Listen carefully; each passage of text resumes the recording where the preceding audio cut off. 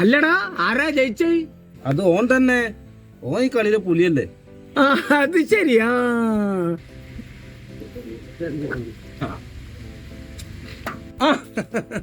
കാണാറട്ടോ എന്തല്ല അല്ലേ കൈ ഇപ്പം പുതിയ നിയമമനുസരിച്ച് 5 കൊല്ലം കഴിഞ്ഞതൊക്കെ പൊളിച്ചു വെക്കണമെന്നല്ലേ? ഒളിക്കാൻ നടക്കുകയല്ലേ? പുതിയ അച്ചവടം തുടങ്ങിയാണ്. കണക്കറിയാലോ സുലൈമാനെ, 10-35 കൊല്ലം വളയം പിടിച്ചതാ. ഇപ്പൊ ആകുന്നില്ലടോ. ഇനിയിപ്പോ ഇമാതിരി പണിയങ്ങാൻ കിട്ടിയാല് സന്തോഷായല്ലോ. ഒരേ പട്ടിണി കൂടാണ്ട് കഴിയാലോ. അതുകൊണ്ട് കച്ചവടത്തിനായി ഇറങ്ങിയതാ. ഇനി ഒന്ന് സെറ്റപ്പ് ആക്കിയനാ. 5 കൊല്ലം കഴിഞ്ഞതൊക്കെ നമുക്ക് പൊളിച്ചു വെക്കാം. 15 കൊല്ലായ വണ്ടി കേരളത്തിൽ പൊളിക്കണ്ട കേട്ടോ.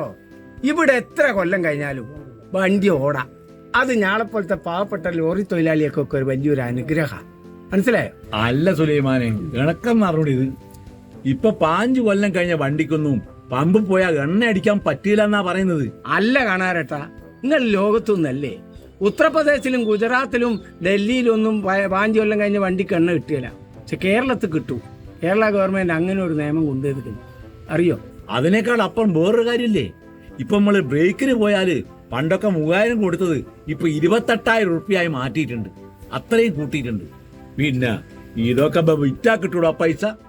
അതിനേക്കാൾ നല്ലത് ഇതങ്ങ് പൊളിക്കുന്ന തന്നെയല്ലേ. അല്ല കാണാരേട്ടാ, നിങ്ങൾ കേരളത്തിലൊന്നും അല്ലേ. നമ്മളെ കേരളത്തിലെ സർക്കാർ ഫിറ്റ്നസ് ഫീസ് പകുതിയായി കുറച്ച് നിങ്ങൾ അറിയില്ലേ? 28,000 റുപ്യ ഉള്ളത് ഇപ്പൊ 14,000 റുപ്യ അടച്ചാ മതി. നമുക്ക് ബ്രേക്ക് എടുക്കാം. പൊളിക്കുന്ന തന്നെ നല്ലത്. എണ്ണക്ക് വില കൂടിയില്ലേ, യുദ്ധം തുടരല്ലേ. അല്ലടോ, നിങ്ങളെ BJP ഗവൺമെന്റ് 2014 അധികാരത്തിൽ വരുന്നതിന് മുമ്പ് എന്തെന്നാ പറഞ്ഞേ? ഏറ്റവും കുറച്ച് എണ്ണ വില കുറച്ച് കൊടുക്കും ഞാളെന്നല്ലേ. എന്നിട്ട് 50 റുപ്യക്ക് എണ്ണ കിട്ടുമെന്ന് നിങ്ങൾ പ്രതീക്ഷിച്ചിട്ട് നിങ്ങൾ ഓറഞ്ച് പായസം കൊടുത്ത് ഞാൻ ഓർമ്മയുണ്ട് മോനെ. ഇപ്പോ ലോകത്ത് ഏറ്റവും കൂടുതൽ എണ്ണക്ക് വിലയുള്ള സ്ഥലം ഇന്ത്യ. എന്നിട്ട് വന്നിട്ട് ഇളക്കുന്നു. ഇനി ഇയാളോട് സിംഗിടി തന്നെയാ നല്ലത് കേട്ടോ. ഇയാളെ സിംഗിടിപ്പണിയാ എനിക്ക് ഏറ്റവും നല്ലത്. എന്റെ സുലൈമാനെ, നിനക്കറിയാലോ, ഏതാണ്ട് 10-45 കൊല്ലല്ലേ വളയം പിടിക്കുന്നത്. നമ്മളെ പഴയ റോഡൊക്കെ എനിക്ക് ഓർമ്മയില്ലേ? ഓടിച്ചോടിച്ച് ഊരൊക്കെ പോയടോ. ഡിസ്കൊക്കെ തെറ്റിപ്പോയി.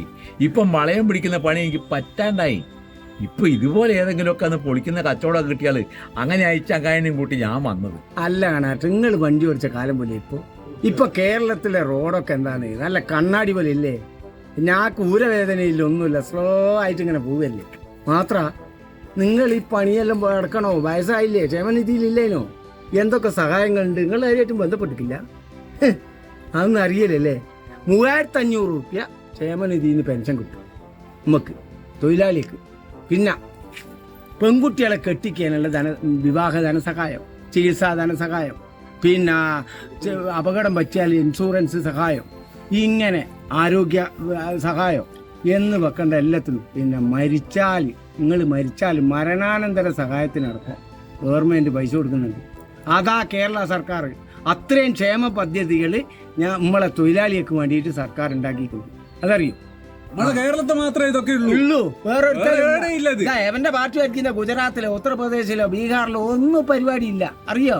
200 റുപ്യക്ക് പണിയെടുക്കണം. ഇപ്പോൾ ആടാ പട്ടിണിയാ, പട്ടിണി. ഇവിടെ അങ്ങനെയില്ല. ഇത് അതിദാരിദ്ര്യമുക്ത സംസ്ഥാനമാണ്.